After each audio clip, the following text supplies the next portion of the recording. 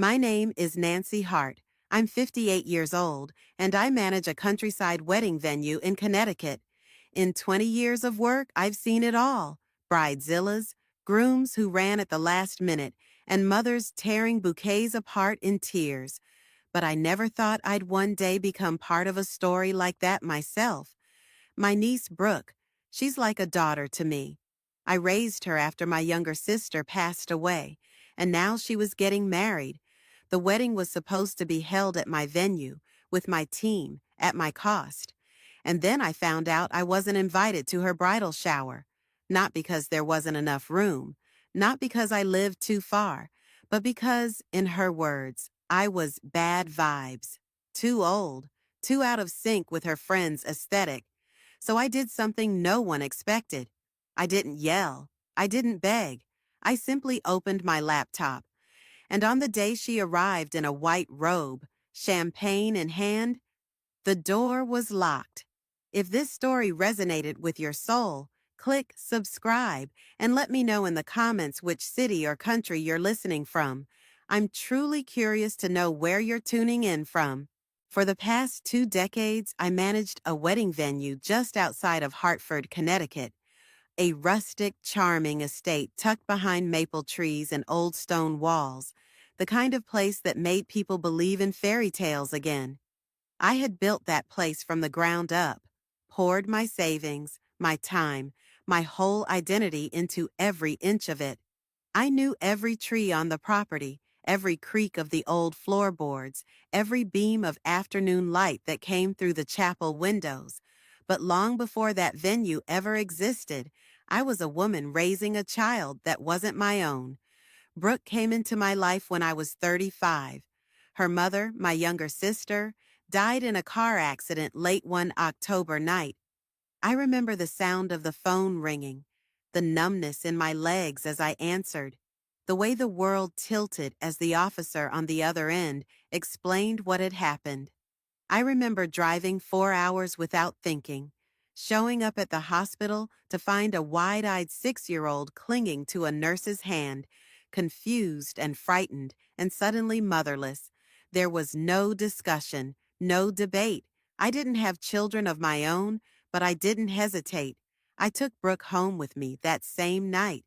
We lived in a small apartment above a diner back then.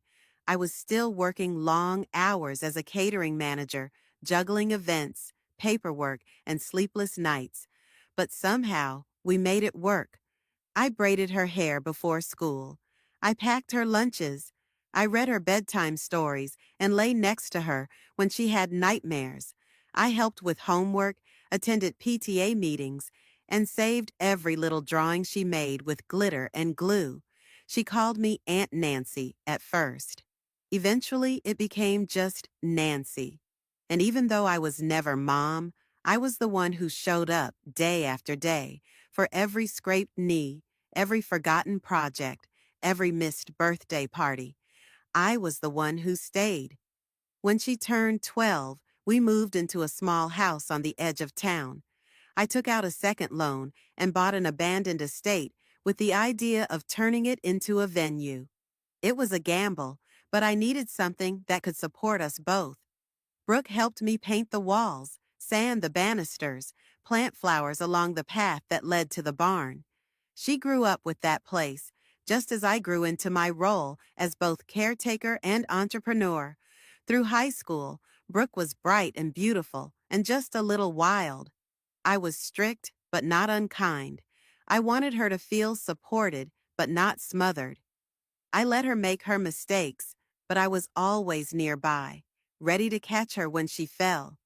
When she got into college out of state, I cried in the parking lot after dropping her off.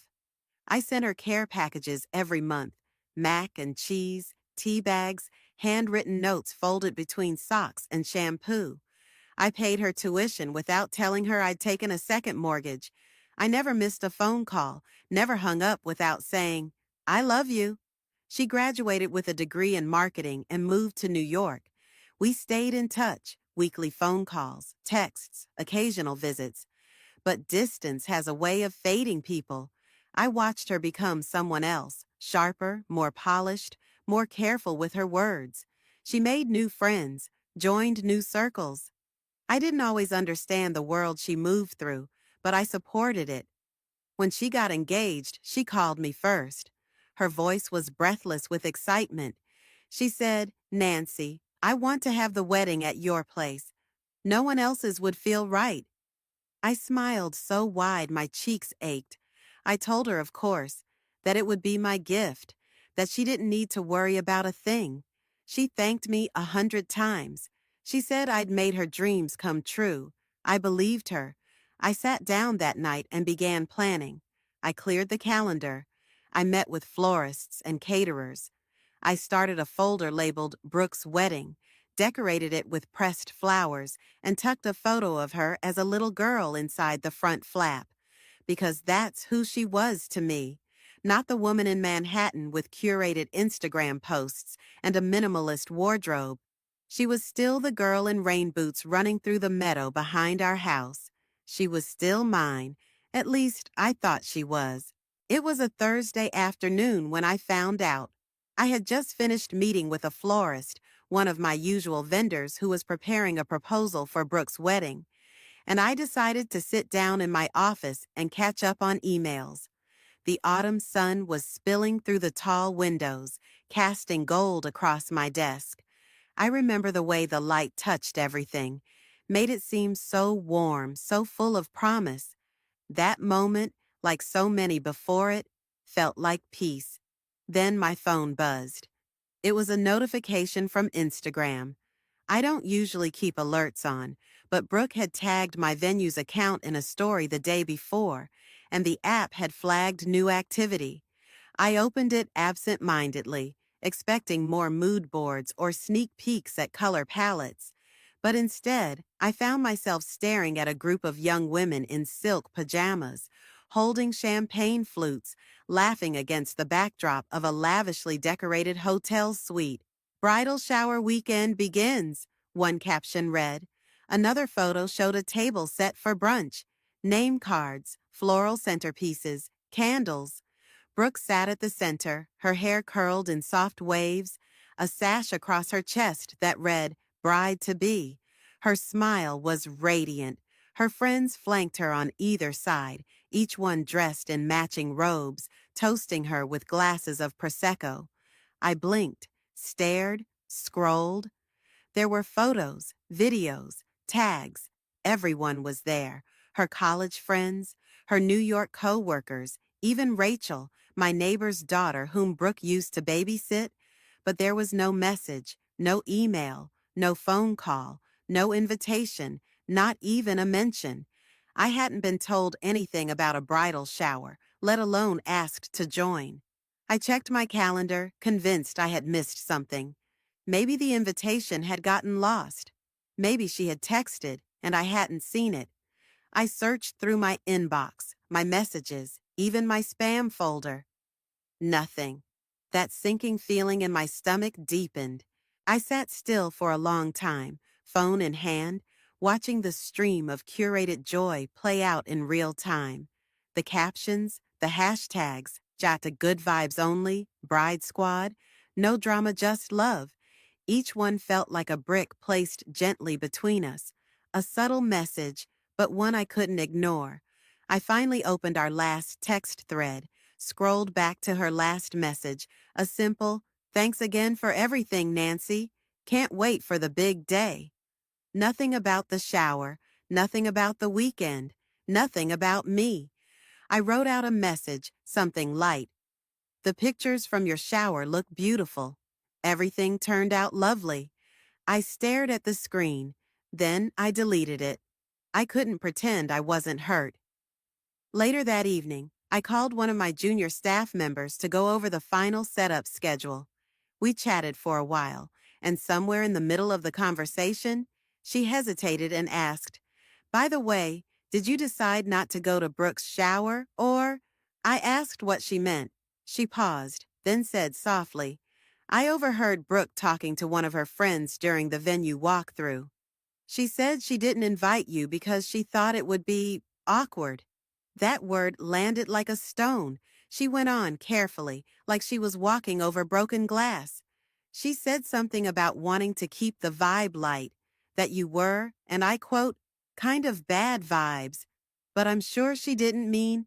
I didn't need to hear the rest. I thanked her, ended the call, and sat in silence. Bad vibes. After 20 years, after scraped knees and late night study sessions, after birthdays and tears and college tuition and Sunday night phone calls, after all the hours spent planning her wedding, making everything perfect, not just for her, but for the memory of her mother. I had become an aesthetic disruption, a presence too inconvenient for her curated world. Not trendy enough, not easy enough, not young enough, not enough. I didn't sleep much that night. My thoughts moved in loops, questions circling like gnats. What had changed, when it changed, and why I hadn't seen it coming.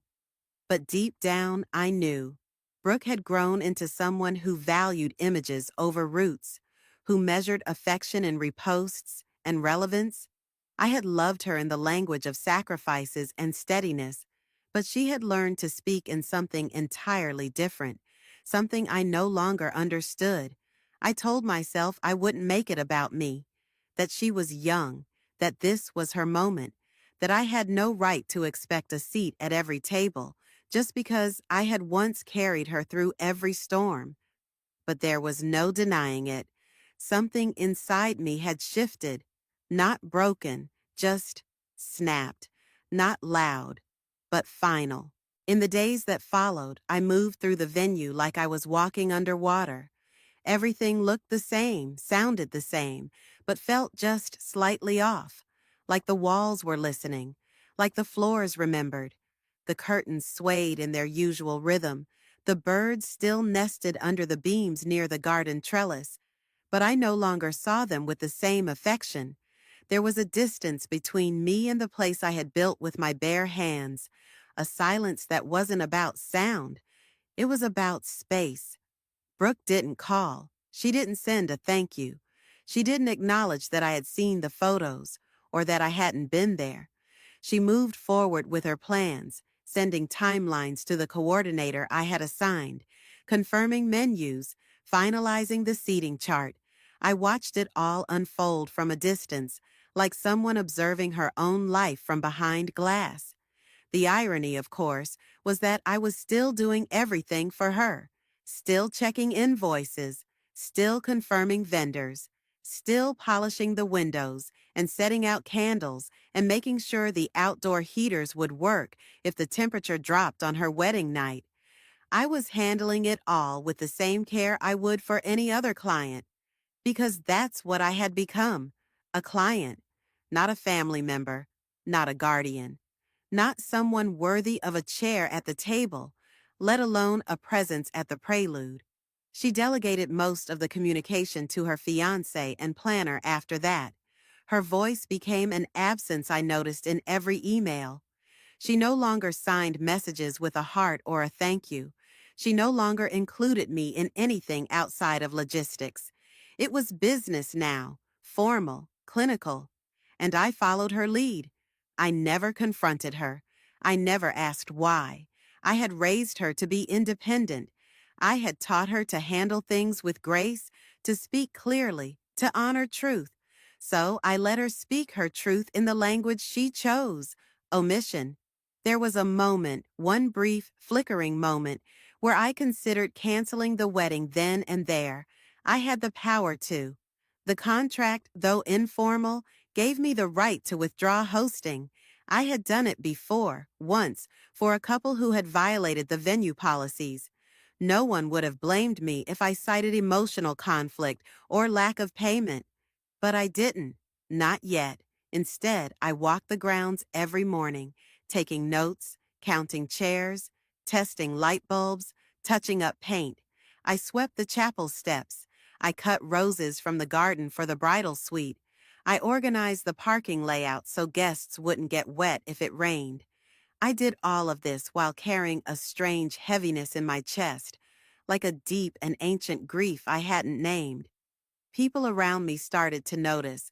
One of the decorators asked if I was feeling okay. A florist dropped by and said I looked tired. I nodded and smiled and deflected, the way women like me have done our whole lives, turning pain into politeness.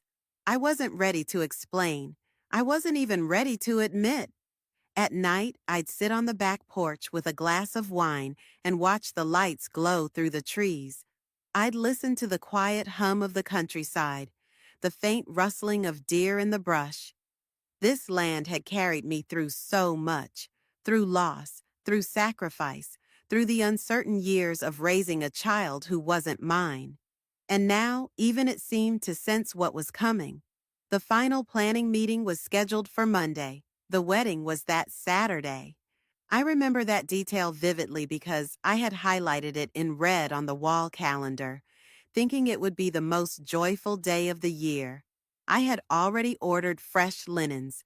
The custom monogram signage was being delivered the next morning. The caterers were prepping for 120 guests. Everything was set. But something inside me had already come undone. There's a kind of silence that precedes a storm, not stillness, but a vibration in the air. You feel it in your teeth, in your fingertips, in the soft spaces behind your knees. It's the moment before a sky splits open, the breath before the thunder. That's where I lived that week. I didn't speak of what I felt. I didn't confide in anyone. I just moved through each day, doing what I always did, while a quiet voice inside me repeated a single aching sentence over and over again. You don't belong here anymore. The morning I made the decision, the air was brittle with frost. I remember opening the back door and stepping outside barefoot, just for a moment, feeling the cold bite into the soles of my feet. It shocked me fully awake in a way coffee never could. The leaves on the lawn had hardened overnight, curling at the edges like burned paper. The world felt sharp, clear. I had barely slept the night before. I lay awake staring at the ceiling, counting the thin cracks that had formed in the plaster over the years. I tried to remember when they first appeared. Like most slow damage, it had happened quietly, without ceremony. I couldn't pinpoint the exact moment when Brooke had stopped seeing me as family, just as I couldn't pinpoint when those cracks started spreading. But by then, they were visible in everything. The meeting was scheduled for noon, a final walkthrough. It would be the last time the bride and groom stood on the property before the wedding day. I got to the venue early, as always. I unlocked the side gates, opened the main hall, walked through the reception space, making sure everything was still pristine. The flower arrangements had arrived for storage, and the delivery crew was stacking boxes of centerpieces in the back. Everything looked beautiful, flawless, almost insulting. I stood in the doorway of the bridal suite, looking at the dressing mirror, a mirror I had installed myself, with bulbs around the edge like something out of an old Hollywood film. I remembered the day I put it up, how proud I'd been, how Brooke had once twirled in front of it, pretending to be a princess. I saw her face there still for a second, superimposed over mine, smiling, young, unburdened. But that little girl was gone. In her place was a woman who saw me as a placeholder, a tool, someone to be appreciated only when convenient and discarded the moment I clashed with her carefully curated image. I wasn't part of the vision anymore. I was the background, the noise, the bad vibes. That phrase kept looping through my head, sharp and absurd. Bad vibes, like I was an old sweater she didn't want to wear around her shiny new friends. Something embarrassing, unaesthetic. I had fed her, clothed her, paid for her braces, sat in emergency rooms with her in the middle of the night, and I was now a vibe that didn't fit the mood board. I went to my office, closed the door, and sat down in front of my laptop. The screen lit up instantly. The scheduling software I used for the venue was already open, a color-coded grid of bookings and payments. I clicked on Brooke's name. There it was, her wedding, listed, confirmed, and unpaid. I blinked. No deposit, no balance, nothing had been processed. A part of me had known this already. I'd seen the line item before, But I hadn't looked closely. I hadn't wanted to. Because the moment I did, I would no longer have to imagine taking a step back. I could legally, cleanly, entirely remove myself. I hovered the cursor over the cancellation button. My fingers shook slightly, not from doubt, but from the weight of the moment. It wasn't about money. It never had been. It was about value, respect, acknowledgement. No one had said thank you. No one had asked if I was okay. No one had noticed that I'd been silent since the shower. I had become invisible in a space I had built with my own hands. I read through the policy I had written myself. In the absence of a signed agreement or completed payment, the venue reserves the right to cancel the event with 72 hours notice, no justification required. There were 4 days left, plenty of time. I clicked cancel. The system prompted me for a reason. I typed one word, void. I confirmed it.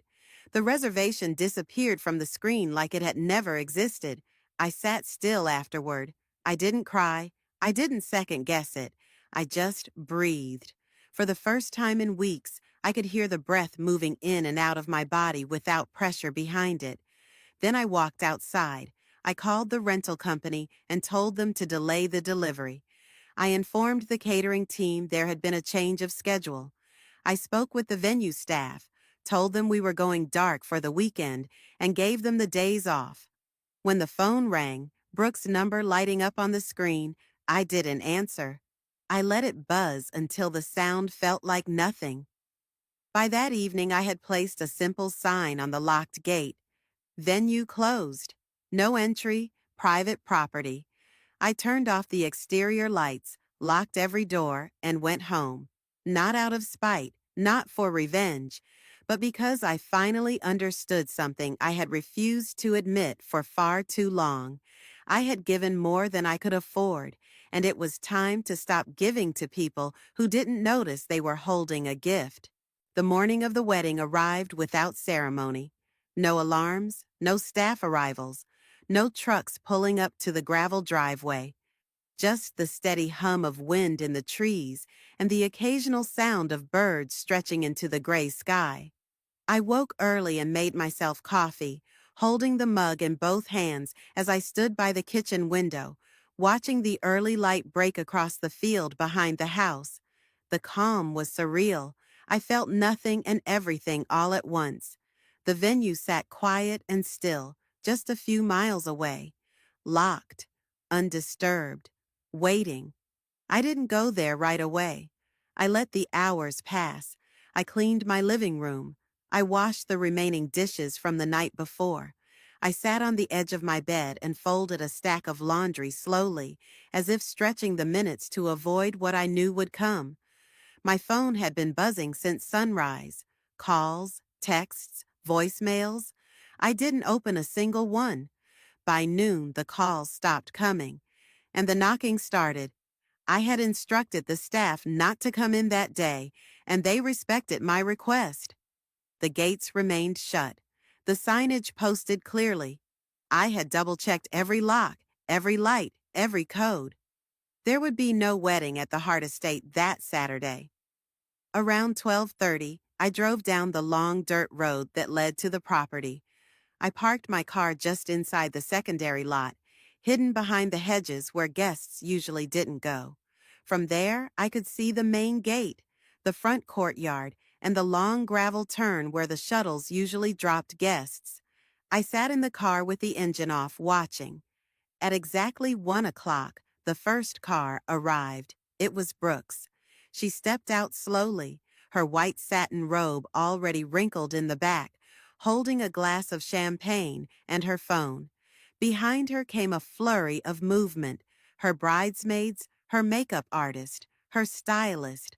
They laughed, posed for pictures, and moved toward the gate as if they were walking into a movie set. I could hear the faint sound of music playing from one of the portable speakers someone had brought along. The joy in their movements was rehearsed, polished, perfect, until they reached the gate. Brooke reached for the handle. It didn't move. She pulled again, still locked. I could see her lean in, confused, tapping her nails against the metal as she tried to peer inside.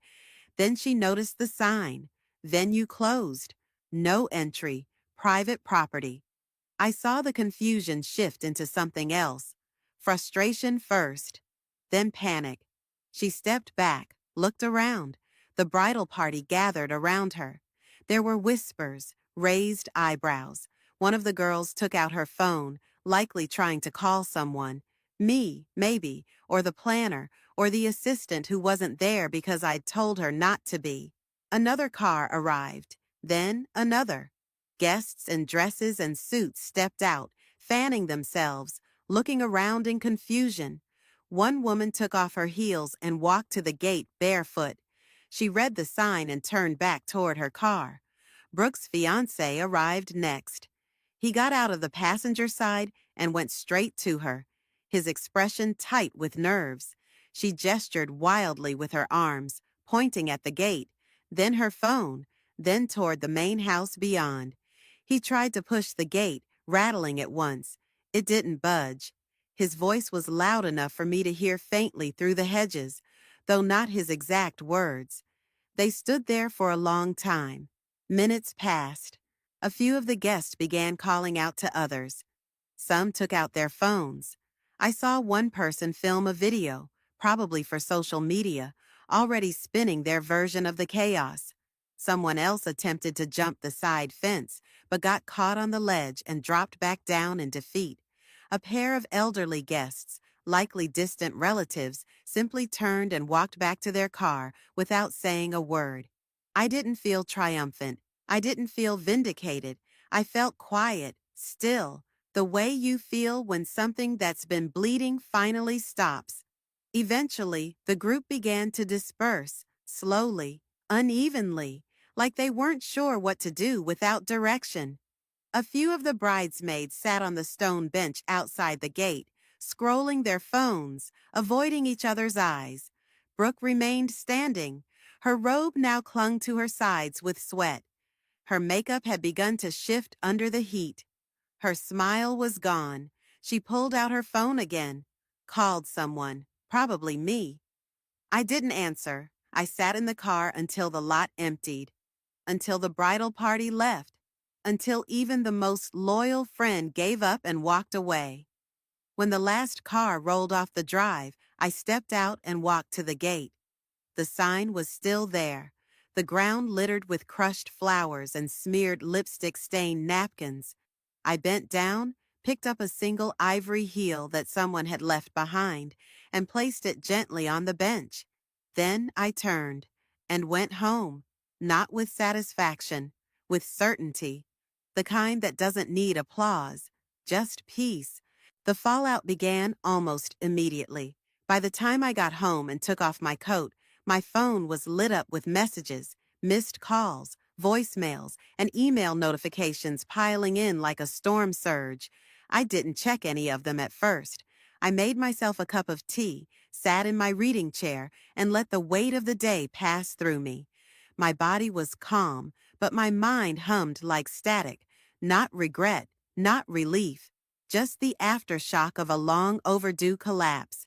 By early evening, word had spread. The first email came from a mutual acquaintance who had attended the wedding, or rather what was supposed to be the wedding. It was short and passive in tone, a blend of confusion and curiosity masquerading as concern.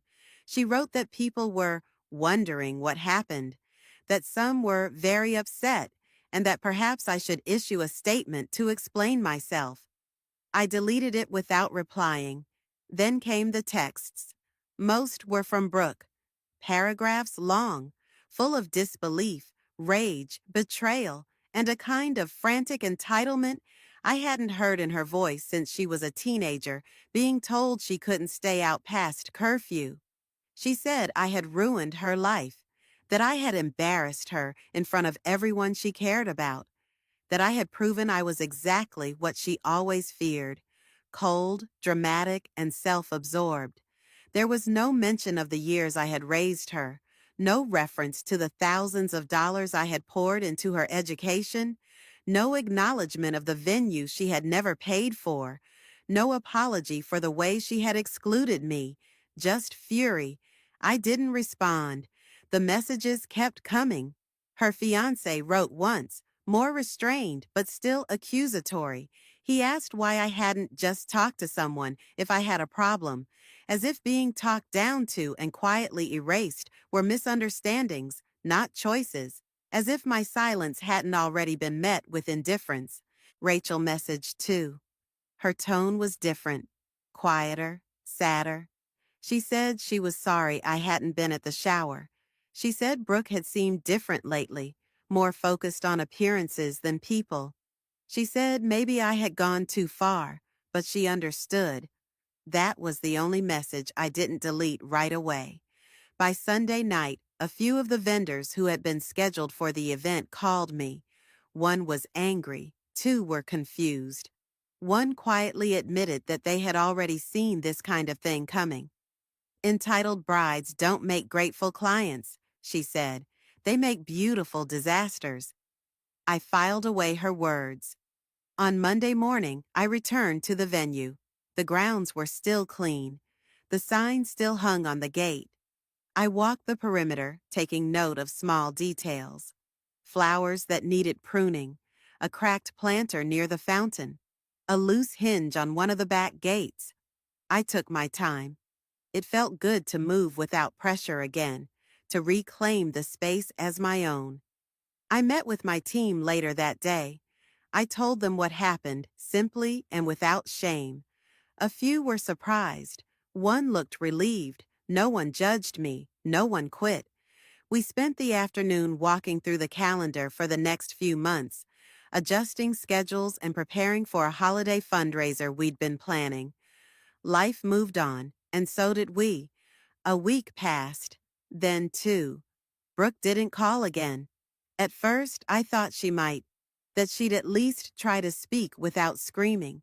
But the silence between us grew, and as it did, I began to see it not as a loss, but as clarity, the kind that comes when you finally stop justifying your own mistreatment, when you stop writing off selfishness as youth or cruelty as stress. I had always made space for Brooke. I had always put her first, and she had grown up learning that love meant unquestioned loyalty, even at the cost of dignity. But I was no longer willing to model that version of love, not for her, not for myself. One afternoon, I received a handwritten letter in the mail. It was from a guest who had attended the wedding, an older woman I barely knew. She said she had been shocked, of course, but after hearing what had happened, she felt compelled to write. She said the whole scene reminded her of her own daughter, how she had been shut out quietly over time, how her presence had become inconvenient. She ended the note with 5 words, "You were right to leave." I placed it in a drawer. The space Brooke left behind didn't stay empty. I filled it with small things, gardening, reading, volunteering again at the local shelter. I spent time with women who'd lost their homes and families but not their kindness. I opened the venue to them one night just for a dinner. We sat around the same tables where people used to toast to forever, and we talked like people who knew that nothing is really forever, especially not illusion. The truth was, I hadn't ruined Brooke's wedding. I had simply stopped pretending it was something worth celebrating. The Saturday that had once been circled in red on the venue calendar came and went without fanfare. It was just another day, quiet and unremarkable, marked not by music or vows or the scent of roses in the air, but by soft light streaming through the chapel windows and the rustling of wind through bare trees. For the first time in years, I had no event to run, no guests to greet, no chaos to manage. The silence was not empty. It was liberating. That day, I woke up early anyway. Old habits die hard. I brewed my coffee, sat at the kitchen table, and looked at the empty space on my calendar where Brooke's wedding had once been. I stared at it for a long time before closing the planner and putting it away. I no longer needed to memorialize a moment that never truly belonged to me. And yet, as I sipped my coffee, a memory came back to me, uninvited but not unwelcome. My own wedding. It had been a humid Saturday in June. The air was thick with honeysuckle and thunderclouds. We were young, foolishly optimistic, and clinging to a version of love that we hadn't yet grown into. The ceremony had been held in my parents' backyard, under a white tent with sagging corners and mismatched folding chairs. We couldn't afford much, but I had worn a dress passed down from my grandmother, and I remember how it felt, heavy, embroidered with tiny pearls that caught the light whenever I moved. The cake had melted slightly by the time we cut it. The best man lost the rings. My mother cried through the entire toast, and yet it was beautiful in its imperfections. That day, I believed I had stepped into something eternal. But eternity has many forms. My marriage ended 10 years later, not in scandal, but in erosion. The kind of slow wearing away that happens when two people become different and forget how to speak the same language. He left first, but I had already begun to leave in other ways, through silence, through the narrowing of dreams, through the aching effort of holding things together when nothing felt whole. We signed the papers in spring. It rained that day. I remember because the clerk had an umbrella with ducks on it, and it struck me as absurd that something so light-hearted could shield us from a moment that felt so final. Afterward, I returned to the venue, the one I had just begun building. I threw myself into it with a desperation that didn't look like grief from the outside. It looked like passion. People applauded my drive, my vision. No one saw that I was building a life from the ashes of another. That wedding, the one from all those years ago, rarely crossed my mind anymore. But on this day, the same Saturday I had once reserved for Brooke, it came back with clarity. Not to haunt me, just to remind me of who I had been, what I had carried, what I had survived. A few days before, I had received an email from a local women's outreach group I had worked with years ago. They were looking for a location to host a winter dinner for survivors of domestic violence and single mothers living in transitional housing. They had little to no budget and were hoping to find someone willing to donate space for one night. Without hesitation, I responded. I told them the venue was available, not just for the night, but for the whole weekend. I offered tables, linens, candles, warm lighting, and anything else they might need. I told them I'd take care of the food. I didn't ask for credit. I didn't need a logo on their brochure. I just needed that space to mean something again. They accepted. The team arrived the day before to set up. Women from all walks of life, most of them volunteers, moving with quiet determination. They arranged chairs, laid out plates, folded napkins into triangles with practiced care. Some of them looked at the venue with wonder, as if they couldn't believe it was real, like something out of a movie. I watched them from the corner, hands tucked into the sleeves of my sweater, a lump in my throat I didn't try to swallow down. The night of the dinner, the chapel filled with voices, not rehearsed toasts or choreographed laughter, real conversation, gentle, hesitant at first, and then louder as the room warmed. The long banquet table that had been meant for a bride and groom now held trays of roasted chicken, mashed potatoes, green beans, fresh bread, and slices of apple pie dusted with cinnamon. Simple food, honest food. There were children, too, their feet swinging under the chairs, sticky fingers gripping cups of cider, faces smeared with chocolate from the dessert table. I watched one little girl run in circles under the string lights I had left up from fall. She laughed like she had never been told not to. At one point, I stepped outside to catch my breath. The cold wrapped around me like a coat, sharp and refreshing. The night sky was clear, stars pressing through the blackness like pinpricks in paper. I walked the perimeter of the venue slowly, stopping to adjust a lantern, to shake the snow off a bench. The air smelled like pine and firewood and cinnamon. When I returned inside, One of the women, a mother with two boys and a third on the way, stood at the threshold of the reception hall, just staring at the room. She didn't speak when I approached. She just nodded toward the space, tears welling in her eyes. Then she said softly, "It feels like we matter here." I felt something loosen in my chest at those words. They mattered. This mattered. Later, when the night ended and the guests filed out into the cold, wrapped in scarves and plastic bags filled with leftovers, one of the volunteers hugged me tightly. She said I should host more dinners like this. "Your place is magic," she whispered. "It shouldn't be wasted on people who don't see it." I stood in the center of the room after everyone had gone. Plates cleared, tables bare, lights dimmed, and I knew she was right. The space that had once been reserved for image and illusion had become something else entirely, not empty, not canceled, but reclaimed. That open date on the calendar was no longer a void. It was a beginning. I had always been someone who believed in giving. I gave time, money, space, energy. I gave without question, without expectation. I gave even when it hurt, even when the giving wasn't reciprocated. And for most of my life, I convinced myself that was love. That love meant showing up no matter how many times you were forgotten, forgiving before apologies were offered, accepting whatever scraps of affection someone was willing to toss back your way. I believed that being steady was enough. But something changed after that day at the gate. It wasn't revenge that had driven me to cancel Brooke's wedding.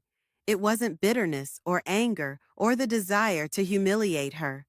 What I did came from something deeper, something far more difficult to name, an instinct for survival. For the first time in my life, I chose to stop bleeding for someone who wouldn't notice the wound. I drew a line, not out of cruelty, out of necessity. My line was simple. I would no longer play a role in stories where my worth was conditional. After the winter dinner, the venue felt different. Not just because of what had happened, but because of what it had become. It had been filled with women who knew what it was to be discarded, underestimated, left behind. They didn't ask for perfection. They didn't pose for photos or demand extra floral arrangements. They just needed to be somewhere that didn't make them feel like a burden. That's what I needed too.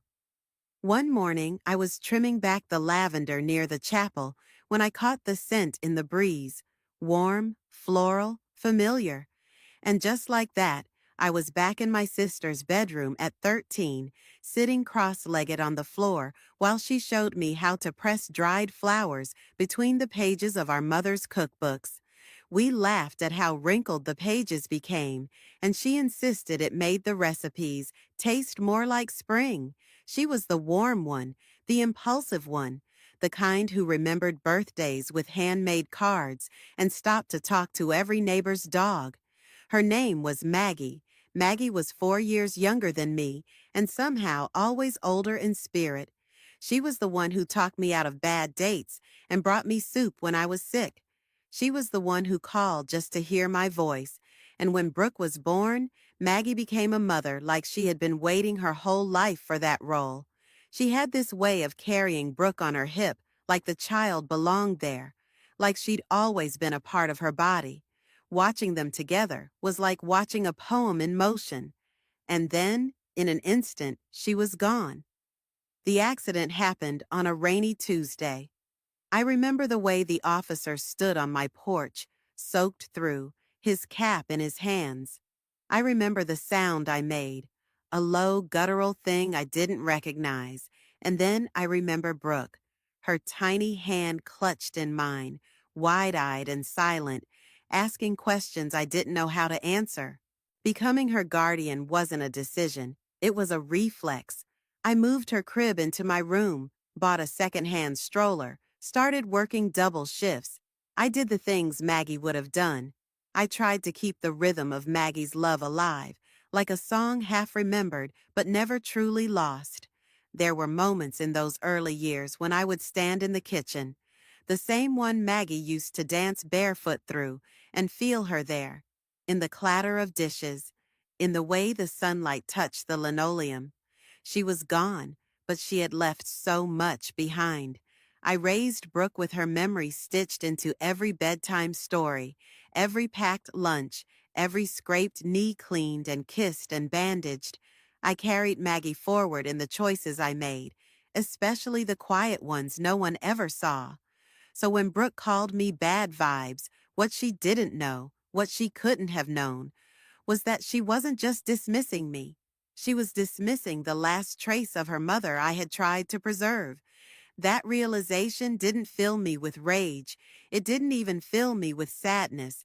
It just landed, heavy and still, like a stone at the bottom of a well. I returned to the routines that grounded me. I woke early. I kept the grounds. I ran events with care and patience. But I stopped tolerating disrespect. I started saying no. I turned down clients who spoke down to my staff. I raised my prices. I canceled a contract with a vendor who had always treated me like a backup plan. I didn't explain myself. The more boundaries I drew, the freer I felt. The silence between Brooke and me stretched. Weeks turned into months.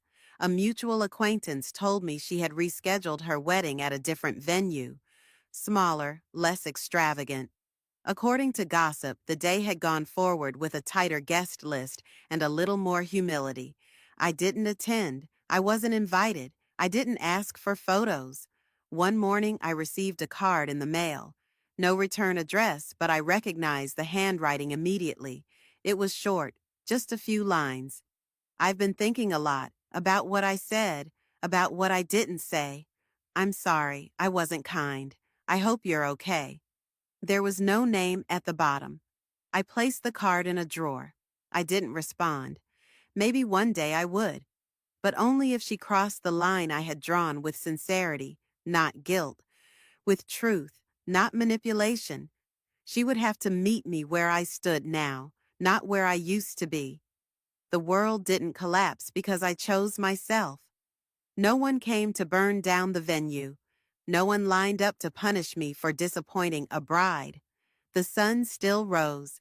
The wind still rattled the windows at night. The birds still nested in the rafters. Life, it turned out, went on just fine without my constant sacrifice. That winter, I hosted 2 more community dinners. I started a book club at the local library. I visited an old friend I hadn't seen in 10 years. I let myself take long walks without my phone, bake without rushing, sleep in without guilt. I learned how to spend time alone and not feel lonely.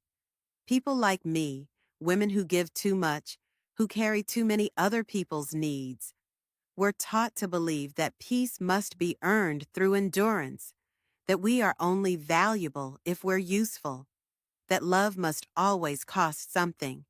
But I had learned the truth. Real peace is quiet, not because nothing is happening, but because you are no longer fighting to be seen. I was done performing love. I was done being polite about pain. My boundary wasn't a wall, it was a door, and this time it only opened from the inside.